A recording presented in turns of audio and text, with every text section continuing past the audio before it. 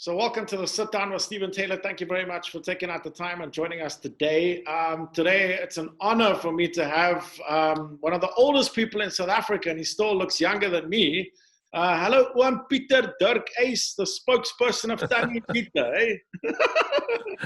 Eh? Yes, you look 12 years old. I promise you. You look 12. Oh, wow, I shouldn't go visit any churches then. No. How are you, Max? It's been a while. It has been a while, but nice to see you. It's a pity we can't be around the same table. Yes. It's a whole new, we've got to do these things. It's a whole new way of living, I know. So how's Tannie Evita? You keeping her young? You know, she's in quarantine. She's shielding with her grandchildren. She's, it's interesting. I spent the first 4 months of this lockdown with a beard. I had a moerse bloody groot baard. Really? I had one for 40 years. You should have kept it. I'd love to have seen you like that. Oh, it was very nice. But now I'm doing work, which means I can't do my ladies with beards, you know. No, Tannie Evita she must get on with what she must do, and I'll see her once this whole thing is sorted out. I'll see her again. Okay. So let's go back before we get to what Tannie's doing and what you're doing. Where was Pieter Dirk? Where were you born, Oom? Oh, I was here. Ek is 'n Kaapse klonk. Oh, really? Yeah, no, I was born here in Cape Town. Okay. Cape Town. And when born and ruined and educated, everything in Cape Town. Yeah. What school did you go to when you were growing up? Well, I grew up in Pinelands, okay, which was nice with lots of pine trees and squirrels. Yeah. And then I went to University of Cape Town and I did my drama work at the Little Theatre, and then I went overseas, and so I've been zigzagging back and forth. But this is home, and now, of course, I'm in Darling. I've been here for 26 years in Darling. Now you perform in the big theatre, which is good. So you progress from the Little Theatre to the big theatre. It's interesting when you suddenly find yourself, as I was once in Utrecht in Holland, in a 3,000-seater, and it was full of people in Holland. And I thought, I'm standing backstage, and I thought to myself, these people have come to see Liza Minnelli. They can't come and see me. They're coming to see me. But there were 3,000 people coming to see me in Holland, which was quite something, you know. So, yeah, the big venues are very exciting. The little venues are just as exciting. I mean, you know, the moment you have an audience, you've got a theater. I've got a cat sometimes that listens to me, and then it's also my theater. So tell me about, we just recently had Mandela Day. We had Mandela Month. Your relationship with Nelson Mandela. Tell us about that. How you guys first met. How did that relationship come about?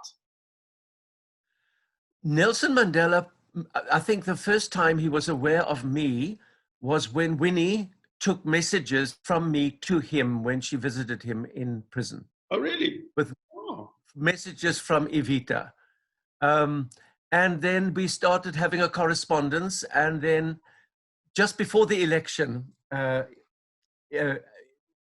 it was Alan Boesak spoke to me before the election. This is in 1994, and he said, Nelson Mandela's coming down to do a rally in Cape Town, and he wants to meet Evita Besegner. I said, wow. What? He said, yes,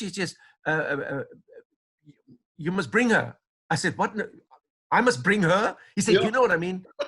I want to meet him. He said, Ellen said, no, he doesn't want to meet you. He wants to meet Evita. Yeah. And so Evita met him for the first time in front of a huge audience of comrades at this rally in Rit. Wow. Yeah. 94. And then, of course, there was that Funny Galore TV series on Mnet in 94 where Evita interviewed the new politicians, and this interview with Nelson Mandela. In fact, if you look in the YouTube at the Evita Seperon channel, you will see Evita interviewing Nelson Mandela, and also in another interview with Cyril Ramaphosa where they go and catch fish together. Oh, yes. I have actually watched that full interview of you interviewing, well, Tannie interviewing Nelson Mandela, and it was quite an amazing interview. It is an amazing interview. It shows, first of all, it goes beyond jokes. Yes. It goes into a situation where two characters were talking to each other as people. Yes. I mean, he treated Evita as a lady. Oh, Evita, you look so beautiful. Yes. And so, no, that's very special. And really, truly, yeah, Madiba Day is very important. 67 minutes on Madiba Day. I want us to use 67 minutes every week. Yes.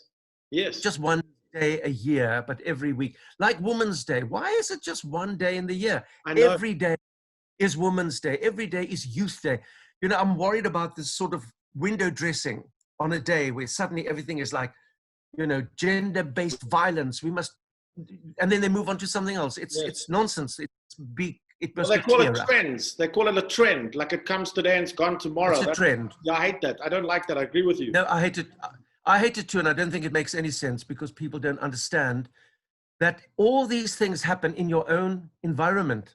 Yes. That's what I think that this lockdown has done for many people. It has forced us to be together with the people that we very seldom see in our own homes. You know, when you work, you go to work every day, you come back at night. Yes. You go out at night because you work at night. You've got children, you've got people working with you, you scarcely see them because you take them for granted. And suddenly here for 4 months, we've been together. And it's been great, man. For me, it's been a wonderful opportunity to just do nothing and to think about nothing. When last did you have this luxury of sitting in the garden or just sitting under a tree and not think about anything? I think that is the most important therapy in the world. And I feed the birds, and the cat has just joined me here, and the cat comes and no, it's been amazing. It's been very important. Also, you say the oldest person in the world. Well, I'm 74 now. I still feel. Nee, ek maak 'n grappie, né? Nee, is nie 'n grappie nie. It's very nice to be this age of mine because the audition is over. Yes. You know, the to please has been cured. And suddenly I don't have to explain to anybody. If people like what I do, they can watch Game of Thrones. Yeah. So what have you taken out of this whole situation, this last 4 months of being in lockdown, going through this pandemic? Has it made you appreciate life more? Well, life is very appreciated every single day, but I have suddenly realized something I've known for a long time, that politicians are not the gods on the Olympus of life. I've seen throughout this pandemic, our politicians don't know what they're talking about. They haven't done their homework. They haven't discussed anything. Yeah. I don't want to hear a politician say anything. Politicians are there like traffic cops. Yeah. Politicians are up the mess that we leave as citizens. We get on with our lives and let the politicians make sure that all the good things remain and the bad things are given orange jumpsuits. But at the moment, it's not happening that way. And I tell you, when we go back to normal, the new normal as they call it, the first thing we have to do is pick up the pieces of our constitution that the politicians have been tearing up. And because they tear it up, we you know, it's under the umbrella of this is an emergency. Therefore, you must do what we tell you. No. We have to be very careful that we don't throw away everything we've built up in 26 years. So I've been aware of that as well. But it's funny. Every day is Tuesday. I mean, every day I say, "What day is it?" I know. Saturday. But it feels like Tuesday. Every day feels like, and today is Tuesday. Okay. Yeah. No, it's hectic. It's hectic times. So. Does Tannie have a mask? Is she going to be wearing a mask when she does her show on Sunday? Now that's very interesting. You know, the show is called Unmasking Evita. And of course, I mean, Evita is a mask that I've been wearing for 40 years. Yes. When I do a mask. I also wear the mask of P.W. Botha. I do Pik Botha. We have Mandela, Cyril, Tutu. Do you do Cyril? Can you do Cyril? Hmm? Do you do Cyril? I didn't know. I don't do Cyril. Cyril does himself because a lot of the show is also, I use archive material. Okay. So you actually see of Evita with all these characters. But, you know, Evita, of course, being a member of the White National Party of old, had many masks she had to wear. A Calvinist mask. Yes. A nationalisme masker. So, I mean, that's what theater is based on, masks. I mean, usually you have the two masks of theater, the smile and the frown. True. So I find this very interesting. I don't think it's a very nice thing. This mask you have to wear. I'm so glad I don't have to wear it while I talk to you. Yeah. Because first of all, my glasses missed up and I walk into a tree. Yes. And we're all going to have sort of rugby ears, you know, cauliflower ears. Mask pulls the ears and those brownies into it. So we must now leave vanity at home and just protect ourselves. Very important. So tell us about the show. What is the show all about? It's happening on the 9th, on Women's Day. Tell us about that. It's on Women's Day, and it's on Cricket, YouTube Cricket. It's at 6 o'clock in the evening. If people go into the Cricket website, they can book 70 Rand. You pay for an 80-minute show. And it is, I think it's the best show I've ever done, because it has a huge chorus of characters through the visual, and of course also through what I do. And you see me get into Evita, then you see Evita actually coming to confront me she's there as well. So I talk to her, I'm dressed as her, she's dressed as her, and we have a bit of an argument together. I think I tell you what, Pieter, we're going to take a break quickly, and then you can come and tell us about what we can expect in the show coming up in a moment. We'll just take a quick break, and then we'll come chat to you in a moment. Okay. We're in conversation with Pieter Dirk. This is the Sit Down with Stephen Taylor. Make sure that you are interacting at Stephen Taylor SA on Facebook, Twitter, and Instagram. We'll be back in a moment.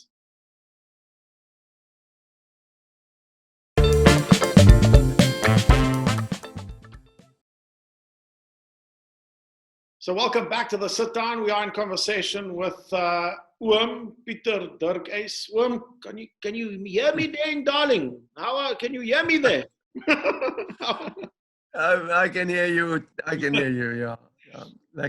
You've got to be one of the most amazing people that I've known. You're so friendly, so down to earth, and it's just an honor to have known you all these years, Pieter. And you still stay true to yourself, still so humble after all these years. How do you do it? Well, ego is a dangerous companion. Ego is something that really can take you over and hurt you. Yes. So one has to be careful where you actually use it. I mean, obviously there's ego in standard of my work. I want it to be perfect. And there's a sort of self-protection, and that is a sort of an ego. But it's, I haven't got time to do all that sort of nonsense, which people sometimes in my job. Saying to other actors, don't look me in the face because I can't think, and all that nonsense. And I've been doing it for a long time, and I know how to do it. I know my alphabet, and it's a wonderful thing, because again, with the show on Sunday, there I am in a room, in a studio, just me with 2 cameras. And I tell you something, I've had reactions from all over the world for the show 2 weeks ago. People in Alaska, people in Russia, people in the United States, people in Australia, South Africans, not South Africans, famous people, new people, and it's just wonderful. And they just said we're sorry you didn't hear us laugh, and I'm sorry I can't hear you laugh when I'm doing it on. But I've got that feeling. I know where the people really have a great time and make a lot of noise. So I just give it a pause and a moment and move on. So. I've learned a lot also reading in the last few weeks. I've been reading lots of biographies, which I enjoy. And I read a biography of Marilyn Monroe, who I love, the beautiful Marilyn. And she was always very frightened of the camera. And then somebody said to her, look at the camera as if the camera is the one person in the world that you love the most. Yes. And love the camera. And it's a funny thing to say, but when I see the camera, it's not like, oh, it's a camera. I look at it because it looks at me. And again, my sister is a concert pianist, and she said when she went to hear a concert in London, and she went backstage to meet the great artist, Rubinstein, and she said to him, it was the most wonderful experience of my life. You looked at me, and he said, well, yes, I did look at you, and I fell in love with you, and I played only for you. Wow. And that's the secret about performance. You find that one person, not the one person who sits there like, like that, sits there and you think, oh, they hate it. Yeah. Well, sometimes they love it. It's just they got a face like that. I know. So has it been new for you to kind of do a show like that in front of no audience, but knowing that there's an audience behind the camera? Is that the new normal, the new adjustment? How have you been taking that? Listen, all my life I have performed to small audiences. I did a season in London 1 year, and I was in Soho. I was in a strip club at 11 o'clock at night. Me in the strip club. Tannie wasn't there. It was 11 o'clock at night, and it was terribly rainy, and there were no bookings. And so they said to me, no, there's nobody here. I said, well, I'll wait till 11 o'clock. Maybe there are 2 Japanese people who think that I'm going to strip. And I came in and sat down, and there were 2 people. So I did the show. Wow. And it turned out that the 2 people were Glenda Jackson and Nigel Hawthorne, superstar actors who came to see me after their show in the West End. Wow. You know, and if I canceled, then they would have had to go home, and I would have. So I never cancel, and a small audience to me is as important as a big audience, really. So Love if that. I'm there, That's what I like beautiful. about you. That's what I like about you. So humble and Good. down to earth. Wow. Thank you, Pieter. Yeah. So No, man. tell us about, what characters are you going to be doing on Women's Day for the show? Well, I've got my satirical cluster. You know, I've got Yes. something new, something borrowed, something blue. I do know well fine my Kugel, my Jewish African princess, because she's part of the legacy. Yes. And yeah, and the stories. I mean, it's also got wonderful stories of also being gay. Hey, I mean, when I was doing that job in the 1970s to 1980s, I knew that if I exposed myself Yeah. as gay, that would end, because they would not just arrest me, they would also say, oh, what the hell, that's why he does what he does. Yes. And what I show, and what I'll repeat to you, is in 1985, we were doing the premiere of my film. I did a feature film called Skating on Thin Ice, Oh, wow. about Evita, and I was being interviewed in the hotel room that afternoon by an Afrikaans journalist who said to me, listen, before we talk, I want to ask you something off the record. And I tell you something, in those days, when people said off the record, I'd grab my parachute and jump out of the window. Yeah. And he said to me, he said, "Yeah, Pieter Dirk, you're homosexual, no? Jy's a moffie, yay. You are gay." God, I thought, oh, what do I say now? And I suddenly heard my mouth talk. And I said, yes, I am a homosexual on Mondays and Wednesdays. On Tuesdays and Thursdays, heterosexual. On Fridays, on Saturdays, I do it myself, and on Sundays, I rest. And so I found a way to actually not tell a lie, Yes. but not quite tell the truth, not avoid something, and always use humor Yes. as that moment of crossing the river and the crocodiles, you know. So the show on Sunday has many of those moments that people who lived through apartheid South Africa, and I hope many of your viewers will also be there with me, because very much it's memory, lots to remember, a lot to laugh at, and a hell of a lot to look forward to, because I'm an optimist. As Evita says in the show, she says, there is a light at the end of the tunnel, but remember, the COVID tunnel is curved. Yes. Yes, I like that. Wow. So we've just got to have a lot of faith, and the most important thing is just celebrate life and the protection of life. And again, I say to everybody, that mask, it's the cuck thing to wear, but wear a cuck mask, because you might be in a coffin without a mask, and that's not so great. Yes. Yes. And keep your distance, and just respect other people's, and also the people are living around you. Find out who's in trouble. People are scared. Yeah. You know, all you say to somebody is, I'm also scared. Don't be alone in your fear. You know, share it. And find a little joke. I heard something very funny the other day. Somebody was saying, a woman, there's been terrible trouble because a woman's husband criticized her cooking and said her cooking was rubbish.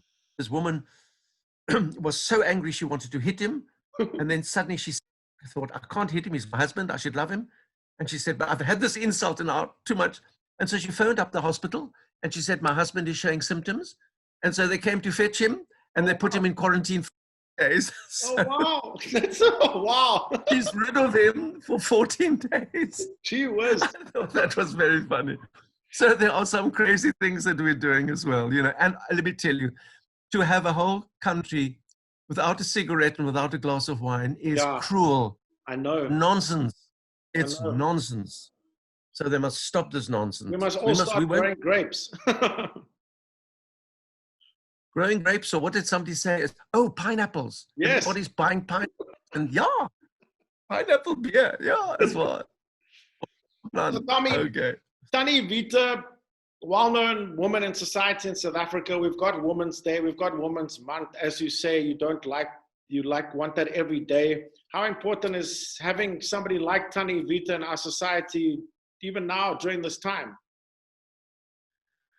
You know, I think only because I've been doing it for so long. I mean, just because she doesn't exist doesn't mean she's not real. That's right. fooled. Nobody's fooled. I mean, people know. Nelson Yeah. Mandela knew that. In fact, at the one moment, I remember once I was on stage with Nelson Mandela, and Oprah Winfrey was there, and Bill Clinton was there, and Wow. fantastic. And I whispered to Nelson Mandela, I said, President Mandela, every time you see me, I'm dressed as Evita Bezuidenhout. And he said, don't worry, Peter, I know you're inside. Okay, that's awesome. So I think she's been around for a long time. And I always try and make sure that Evita sticks to who she is. I don't want her to become another type of person. Yes. She's very naive when it comes to politics. I mean, she's now a Democrat, although she's not quite sure if she's doing the right thing, because, you know, the old racism does sort of like come back now and then. But I think the only way to fight racism is to show what it is. So you have to sometimes go into dangerous minefields, because racism is a virus without a cure. Absolutely. But what we have is care, and make sure don't allow that virus to be used to destroy people's lives. So humor is my weapon of mass distraction. I'm very respectful of humor, and I hope people share the laughs with me and enjoy it. Did Nelson Mandela have a sense of humor? Was he serious at times? I mean, you spent a lot of time with him. I think Nelson Mandela changed the world with a sense of humor. Yeah. I mean, just first of all, coming out of jail, having spent 27 years in jail, and then forming a government with the people who locked you up 27 years, that shows a sense of humor. I know. Wearing the rugby jersey on the World Cup, that shows a sense of humor, because rugby was also an Afrikaans thing, and he made it a whole international celebration. He had tea with all the wives of the prime ministers who locked him up. He had them all around tea, and he served the tea. I mean, this is great. Went to meet Mrs. Hoort in Oranje.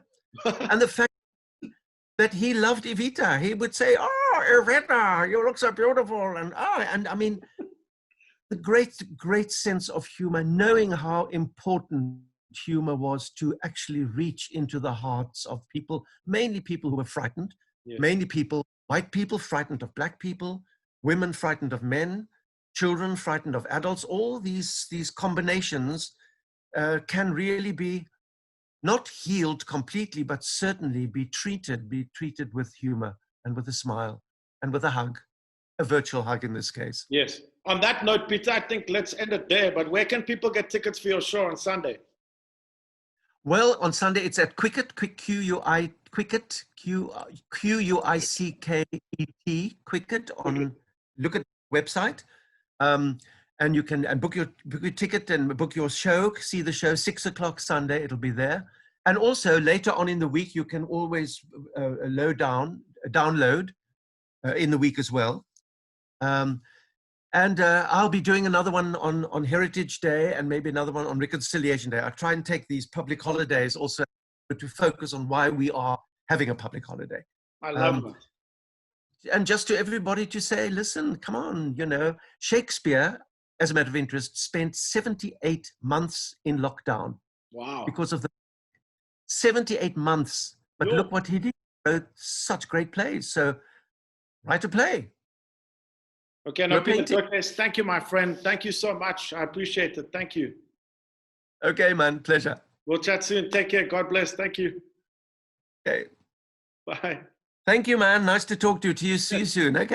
We'll keep in touch. And all the Thanks. Your team there. Okay. Okay. Bye.